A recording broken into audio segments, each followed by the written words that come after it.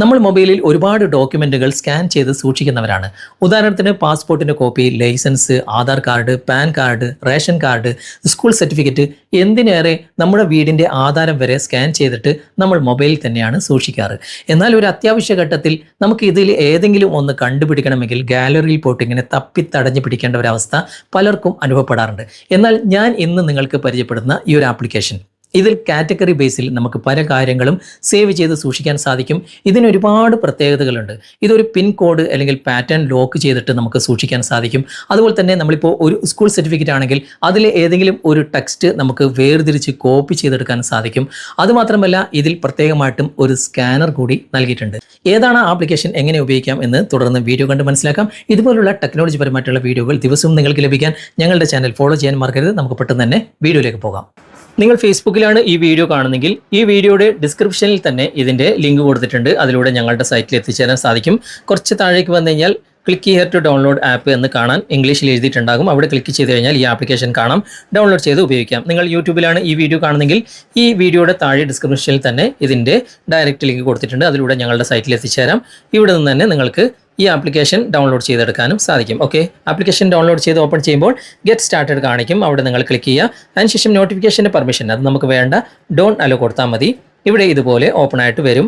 Category ബേസിൽ നമുക്ക് പല കാര്യങ്ങളും ഇവിടെ ആഡ് ചെയ്യാം. ഏറ്റവും മുകളിൽ ഇവിടെ സെക്യൂർ വാലറ്റ് എന്ന ഭാഗത്ത് ക്ലിക്ക് ചെയ്തിട്ട് നിങ്ങൾക്ക് ഇഷ്ടപ്പെട്ട പിൻ നമ്പർ ആണെങ്കിൽ പിൻ നമ്പർ അല്ലെങ്കിൽ പാറ്റേൺ, പിൻ നമ്പർ ആണെങ്കിൽ 4 പിൻ നമ്പർ, പാറ്റേൺ ആണെങ്കിൽ നിങ്ങൾക്ക് ഇഷ്ടപ്പെട്ട ഒരു പാറ്റേൺ ഇവിടെ കൊടുത്തിട്ട് നിങ്ങൾ ഇതിനൊരു നല്ലൊരു ലോക്ക് കൊടുക്കുക. ഓക്കെ, അതിനുശേഷം ഐഡൻറ്റിറ്റി കാർഡ്, ബാങ്ക് ഡോക്യുമെൻറ്റ്, അതുപോലെ തന്നെ ഇൻഷുറൻസ് ഡോക്യുമെൻറ്റ്, എഡ്യൂക്കേഷൻ ഡോക്യുമെൻറ്റ്, അങ്ങനെ ഒരുപാട് കാര്യങ്ങൾ ഇവിടെ നമുക്ക് കാറ്റഗറി ബേസിൽ തന്നെ നൽകിയിട്ടുണ്ട്. നമുക്കതുപോലെ ഇവിടെ ആഡ് ചെയ്യാം.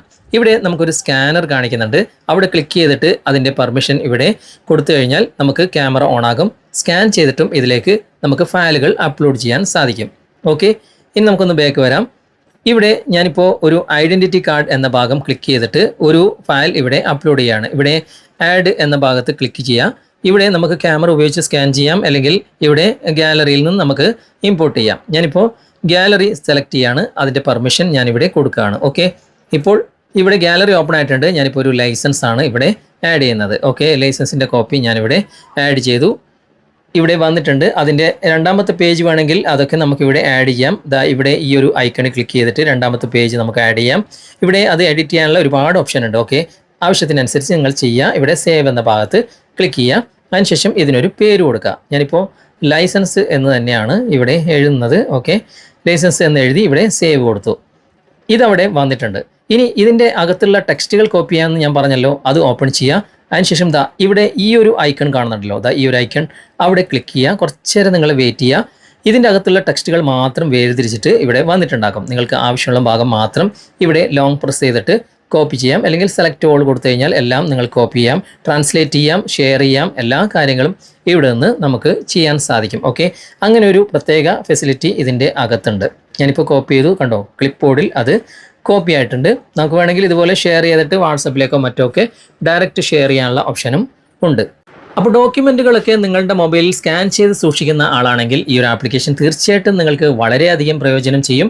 നിങ്ങൾ ഉപയോഗിച്ച് നോക്കുക. എന്നിട്ട് നിങ്ങൾക്ക് ഇഷ്ടമായിട്ടുണ്ടെങ്കിൽ നിങ്ങളുടെ കൂട്ടുകാർക്ക് ഷെയർ ചെയ്ത് കൊടുക്കുക. നിങ്ങളുടെ അഭിപ്രായം കമൻറ്റിൽ അറിയിക്കാനും മറക്കരുത്. ഇഷ്ടമായിട്ടുണ്ടെങ്കിൽ ലൈക്ക് ചെയ്യാനും മറക്കരുത്. ഓക്കെ, അപ്പോൾ ഇന്നത്തെ ഈ വീഡിയോ നിങ്ങൾക്ക് ഉപകാരപ്രദമായിട്ടുണ്ടെങ്കിൽ നിങ്ങളുടെ കൂട്ടുകാരിലേക്കും വീഡിയോ ഷെയർ ചെയ്തെത്തിക്കുക. അതുപോലെ തന്നെ വീഡിയോയെക്കുറിച്ചുള്ള അഭിപ്രായങ്ങളും നിർദ്ദേശങ്ങളും നിങ്ങൾ കമൻറ്റായി രേഖപ്പെടുത്തുക. വീഡിയോ ഇഷ്ടമായിട്ടുണ്ടെങ്കിൽ ലൈക്ക് ചെയ്യാനും കമൻറ്റ് ചെയ്യാനും ഷെയർ ചെയ്യാനും മറക്കരുത്.